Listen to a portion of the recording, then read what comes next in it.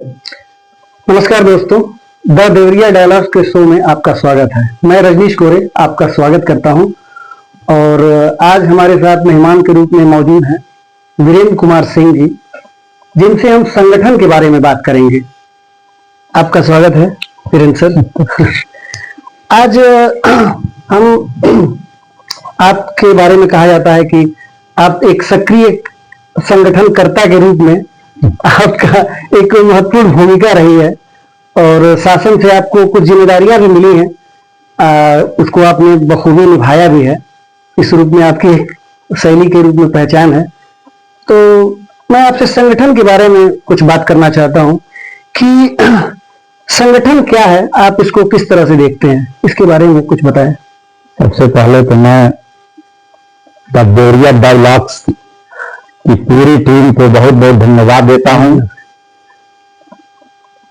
करण जी, आप रजनीश जी और देवरिया डायलॉग्स के अन्य जो भी अन्य सदस्य हैं, सबको मैं बहुत बहुत धन्यवाद देता हूं कि मेरे जैसे एक सामान्य कार्यकर्ता को, व्यक्ति को आपने इस योग्य समझा कि हम संगठन जैसे महत्वपूर्ण और गूढ़ विषयों पर हम बातचीत करें। इसके लिए आपकी पूरी टीम को बहुत बहुत धन्यवाद, बहुत बहुत साधुवाद कि आपने इस योग्य मुझे समझा। रही बात संगठन की, तो संगठन का जो सैद्धांतिक पक्ष है जी, संगठन का सैद्धांतिक पक्ष ये है कि जब किसी विशेष लक्ष्य को लेकर के, किसी विशेष उद्देश्य को लेकर के कुछ एक विचारधारा के व्यक्ति जब मिल करके काम करते हैं तो वही संगठन का रूप होता है। और संगठन बेहतर तरीके से काम तभी कर पाएगा जब उस संगठन के सारे सदस्य स्वस्थ मानसिकता से, अपने एक विचारधारा से उस संगठन का, जिस संगठन का निर्माण जिस कार्य के लिए किया गया है उसके लिए मिलजुल करके करते हैं, तब वो अपने उद्देश्य में, अपने कार्यों में और आने वाले परिणामों में वह फलीभूत होगा। जैसे संगठन, तमाम प्रकार के संगठन बनाए जाते हैं और बनते हैं समाज में हैं, जैसे राजनैतिक संगठन, जैसे सामाजिक संगठन, आर्थिक संगठन या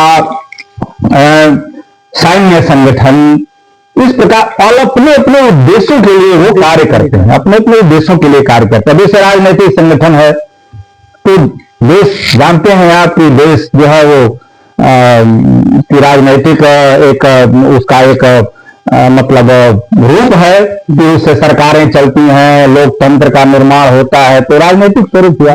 लेकिन एक सैन्य संगठन तो निश्चित एक उसका राजनीति से, उसका इससे मतलब वो देश की सुरक्षा के लिए कार्य करता है, एक अपने उद्देश्य पे काम करता है, अपने उद्देश्य पे काम करता है। उसका वैयामी दृष्टिकोण नहीं है, उसका दृष्टिकोण यह है कि देश की रक्षा कैसे हो, हम कितने अच्छी तरीके से देश की रक्षा कर सकते हैं, इसके लिए वो काम करता है। वो सैन्य संगठन। और आर्थिक संगठन है, आर्थिक संगठन में बैंक है। अब बैंक बैंकिंग का काम करता है, हम लोगों को कैसे आर्थिक हित लाभ पहुंचाएं, हम कैसे, तो इस तरह से संगठन अलग अलग तरीके से मिल करके और एक निश्चित उद्देश्य की पूर्ति के लिए यदि कुछ लोग मिल करके एक समूह बना करके कार्य करते हैं तो यही संगठन है जी। अगला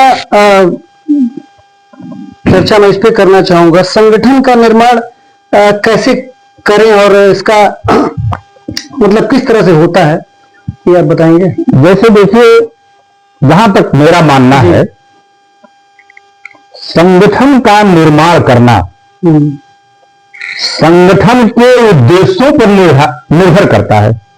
अब जैसे मान लीजिए कि कोई मकान बन रही है जी, तो उस मकान के बनने तक कुछ लोग संगठित होकर के उसका निर्माण करते हैं। वह अल्पकालिक संगठन का उद्देश्य है कि उस मकान का निर्माण हो जाए। यदि किसी संगठन का काम लंबे समय तक समाज सुधार का काम है, समाज को बदल देने का काम है, परिवर्तन का काम है, चरय वेति धीरे धीरे चलने का काम। तो उसका उद्देश्य दीर्घकालिक है, वह एक निश्चित, उसका लंबा अनिश्चित काल है, समझिए। उसका कोई लास्ट लिमिट नहीं है, लास्ट कोई सीमा नहीं है कि संगठन कितने दिन तक काम करेगा। वह और बेहतर और अच्छा और समाजोपयोगी और राष्ट्र उपयोगी का वह कार्य संगठन मिलकर के करता रहेगा और तमाम प्रकार के नवाचारों का प्रयोग करेगा। अब तत्कालिक परिस्थितियों के हिसाब से, वैश्विक परिस्थितियों के हिसाब से, सामाजिक परिस्थितियों के हिसाब से संगठन वो धीरे धीरे चरय वेति के रूप में वह कार्य करता जाएगा और धीरे धीरे उसका कोई अंतिम लक्ष्य नहीं है।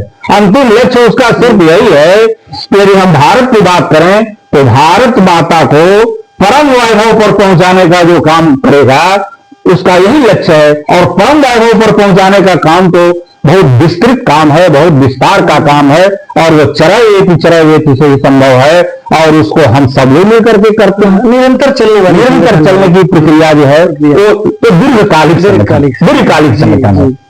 ऐसा नहीं कि कोई तात्कालिक उद्देश्य है कि हमने इतना काम किया और वो संगठन फिर वहीं वो खत्म हो गया, ऐसा नहीं है। ये भी सामाजिक राजनीतिक संगठन है, वो इस प्रकार के कार्यों को लेकर के लंबी अवधि के संगठन है और वो चलते रहते हैं और चल रहा है इस समय जी। संगठन के प्रति समर्पित कार्यकर्ता का निर्माण कैसे होगा, आप इस पे कुछ देखिए इसमें अपना विचारधारा है जी, अपना चिंतन है। जहां तक मेरा मानना है कि हम संगठन का निर्माण कैसे करें या संगठन के व्यक्ति का निर्माण करें। एक बात मैंने शुरू में ही बताया आपको जी कि एक विचारधारा के लोग जब जुड़ते हैं, एक विचारधारा, एक लक्ष्य उनका होना चाहिए, एक प्रकार का चिंतन होना चाहिए। एक प्रकार का जब चिंतन होगा, एक प्रकार का जब लक्ष्य होगा, तभी वह व्यक्ति उस संगठन के लिए बेहतर तरीके से, स्वस्थ मानसिकता से, अच्छे चिंतन से, राष्ट्रवादी चिंतन से, राष्ट्र की सेवा के लिए वह कार्य कर सकेगा। यदि उसकी विचारधारा में थोड़ा भी कहीं सेवा का भाव नहीं है जी, तो वह कर नहीं पाएगा। देखिए, एक है सर्व केंद्रित समाज को लेकर के चलने वाला संगठन और एक है आत्म केंद्रित अपने लाभ के लिए काम करने वाला व्यक्ति। तो जो हानि लाभ और सिर्फ अपने लाभ के लिए काम करने वाला व्यक्ति है, ऐसा व्यक्तित्व है, वह कभी किसी संगठन का सदस्य नहीं बन पाएगा। यदि बनता है तो वहां भी वह गड़बड़ी करेगा। इसलिए उसको जब तक उसके अंदर सर्व सेवा का भाव नहीं रहेगा, सर्वे भवन्तु सुखिनः सर्वे सन्तु निरामयाः सर्वे भद्राणि पश्यन्तु मा कश्चित् दुःख भाग् भवेत्, ये अपने यहाँ कहा गया है। और जब तक यह भाव नहीं रहेगा, इस भाव को लेकर के हम नहीं चलेंगे, तब तक यह भाव जब तक उस व्यक्ति के मन में नहीं रहेगा तो एक संगठन का एक अच्छा कार्यकर्ता वो नहीं बन सकता है। और जहां तक मेरा मानना है कि हम लोग जो बचपन से एक संगठन के कार्य करते हुए चले आ रहे हैं, या बचपन से जो बाल्यकाल में जो हम लोगों का रहा वो रहा ही, लेकिन युवा होने पर छात्र संघ जैसे, अब तो छात्र संघ का चुनाव लगभग खत्म है, नहीं हो रहा है हम लोगों के यहाँ पे, यहाँ देवरिया में तो नहीं हो रहा है। तो पहले छात्र संघ के चुनाव होते थे, तो छात्र संघ छात्र जीवन में जब लड़के एक संगठन के लिए, एक इस प्रकार के कार्य के लिए जब आते थे ऊपर, तो निश्चित वो आगे जाकर के उनका निर्माण होता था। और वह निर्माण कहिए कि राजनैतिक या सामाजिक जीवन के निर्माण की वह अवस्था है। जब विद्यार्थी जीवन में हम संगठित होकर के काम करते हैं तो एक अवस्था है, और है भी, हम युवावस्था को तूफान की अवस्था कहते हैं। अपने यहाँ सिद्धांतों में हम पढ़ा जाए तो जो मनुष्य की जो अवस्थाएं हैं, मनुष्य की अवस्थाओं में शैशवावस्था, बाल्यावस्था, किशोरावस्था, युवावस्था, प्रौढ़ावस्था और वृद्धावस्था, ये अवस्थाएं हैं। तो अवस्थाओं में ये युवावस्था है, जब किशोरावस्था है, इस किशोरावस्था युवावस्था में ये तूफान की अवस्था है और हम एक बेहतर व्यक्तित्व का निर्माण कर सकते हैं और वहां से हमको बेहतर कार्यकर्ता मिल सकता है। तो अब तो नहीं हो रहा है, लेकिन फिर भी यदि उसकी विचारधारा राष्ट्र के लिए है, उसकी विचारधारा समाज के लिए है, उसकी विचारधारा सेवा के लिए है, वह समर्पित भाव से अपने लक्ष्य के प्रति कार्य कर सकता है, तो ऐसे व्यक्तित्व को, ऐसा व्यक्तित्व किसी भी संगठन का बेहतर कार्यकर्ता बन सकता है। और ऐसे व्यक्ति को भी आना चाहिए आगे, एक अच्छे राष्ट्र के निर्माण के लिए एक ऐसा व्यक्ति संगठन का बेहतर सदस्य साबित हो सकता है। आपके हिसाब से छात्र जीवन में ही अगर सदस्यता के लिए समर्पण भाव अगर आ जाता है तो और बेहतर ही हो, संगठनकर्ता के रूप में कार्य करता है, निर्माण हो जाता है। जी जी।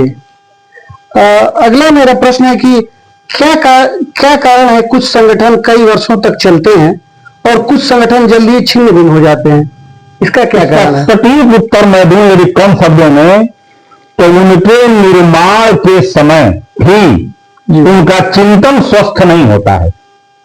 स्वस्थ चिंतन के आधार पर, स्वस्थ सिद्धांतों को लेकर के, स्वस्थ विचारधारा को लेकर के यदि उसका निर्माण नहीं होगा तो वह टूट जाएगा। सर्व समाज की सेवा का यदि उसके अंदर धारणा भाव लेकर के भी उसका निर्माण नहीं होगा, तब कोई जातिगत निर्माण लेकर के संगठन बनाएगा, स्वाभाविक है कि वो आगे जाकर के जब उसके स्वाभिमान या उसकी जो बातें टकराएंगी तो टूट जाएगा। कोई क्षेत्रवाद को लेकर के बनाएगा संगठन तो भी वो टूट जाना है, क्योंकि बिना सबके मिले, बिना सबके एकजुट हुए कोई भी काम नहीं हो सकता है। ये टीम वर्क है, संगठन टीम वर्क है। और जब आप स्वस्थ मानसिकता से, स्वस्थ सिद्धांतों को लेकर के, समाज उपयोगी सिद्धांतों को लेकर के, राष्ट्र की सेवा का भाव लेकर के जब आप संगठन का निर्माण नहीं करेंगे, अपने उद्देश्यों का निर्धारण नहीं करेंगे, तो निश्चित वह बहुत कम समय में वह संगठन टूट जाएगा।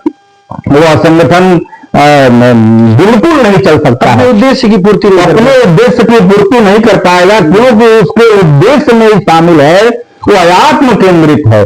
वह संगठन बना है किसी ऐसे उद्देश्य के लिए जो कुछ भी विशेष है, हाँ व्यक्ति विशेष है, व्यक्तिवादी है। और जब तक व्यक्तिवादी रहेगा, जब तक वो जातिवादी संगठन है, व्यक्तिवादी संगठन है, तो वो मेरा मानना है, मेरा व्यक्तिगत राय है कि वह संगठन नहीं चल सकता है। संगठन वही चल सकता है जो राष्ट्रवादी है, संगठन वही चल सकता है जो राष्ट्र की सेवा के लिए तत्पर है, समर्पित है, किसी भी स्थिति में समाज की सेवा के लिए वह कार्य करता है और समर्पण के भाव से कार्य करता है, समर्पण की पराकाष्ठा तक वह कार्य करता है, वो अपना पूरा समय देता है, पूरा यौवन देता है। हमारे अभी जो हमको आजादी मिली, आपने पढ़ा होगा, हम लोग सब आजादी के बाद के पैदा हुए लोग हैं, लेकिन हम पढ़ते हैं किताबों में, पत्र पत्रिकाओं में कि उस समय के लोग अपनी जवानियों को कुर्बान कर दिए भारत को आजाद करने के लिए, और उनका जो संगठन था उसका एक पवित्र लक्ष्य था कि हम भारत को आजाद करेंगे, स्वतंत्र करेंगे, स्वतंत्रता मिली हमको। तो जब किसी संगठन का बहुत पवित्र उद्देश्य होगा और जब वह व्यक्ति अब समर्पण के भाव से कार्य करे, कितने फांसी चढ़ गए, कितने बलिदान हो गए, कितने जो है वो अनेकों लोगों का योगदान है, और आजादी मिली और किसलिए थी? उनका समर्पण भाव था। अभी आप देवरिया डायलॉग्स पे आप पढ़ते हैं, वहीं जो आपके रामचंद्र विद्यार्थी का यहाँ अभी स्मारक भी बना हुआ है, अभी वर्तमान सरकार में जो है वो उसमें स्मारक भी बना।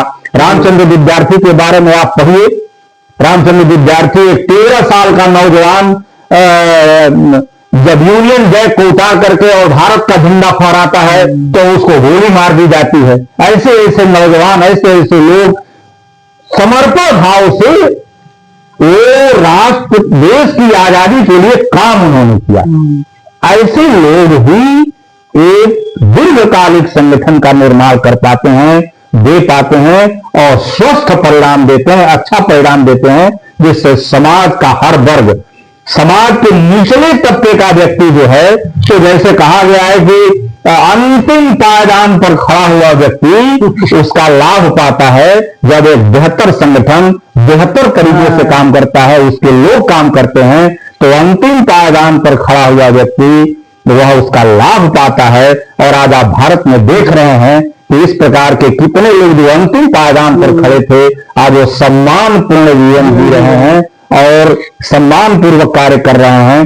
तो निश्चित ऐसे व्यक्ति का ही अच्छा संगठन हो सकता है, नहीं तो जो स्वार्थ के वशीभूत होकर के जो लोग संगठन का निर्माण करते हैं, वो निश्चित ही संगठन कुछ साल चलते हैं और उनके स्वार्थ की पूर्ति नहीं होती है, तो संगठन टूट जाते हैं, बिखर जाते हैं, खत्म हो जाते हैं। बहुत बहुत धन्यवाद आपका। आपसे संगठन के बारे में बहुत ही तथ्यपरक जानकारी मिली। तो आज की चर्चा हम यहीं पे समाप्त करेंगे।